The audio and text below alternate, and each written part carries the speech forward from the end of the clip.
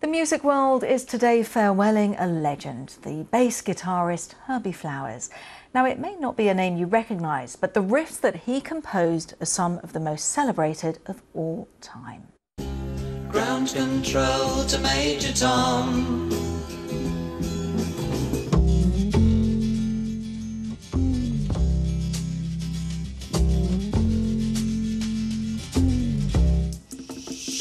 Hey, did you rock and roll, rock on, my soul.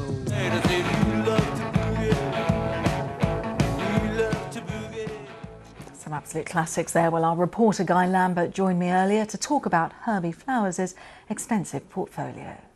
Name a music legend from the 1960s, the 70s, the 80s, and there's a high probability that Herbie Flowers worked and recorded with them all. But it was in the 1960s that he really secured his place as one of the best session guitarists in the industry before becoming a founding member of Blue Mink. From there, he went on to chart success after chart success, working with musicians such as David Bowie, Paul McCartney, Sir Elton John, Cat Stevens. The list just goes on and on and on.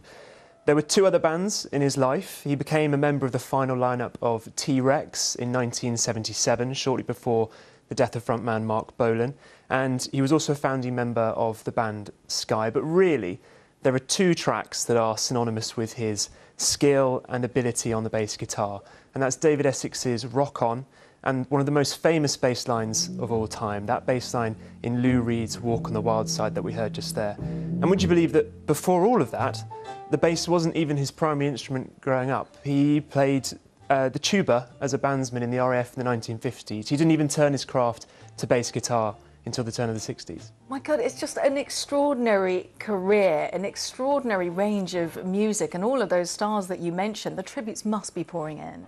They are. His family announced his passing on Facebook, where they said his music has touched so many lives.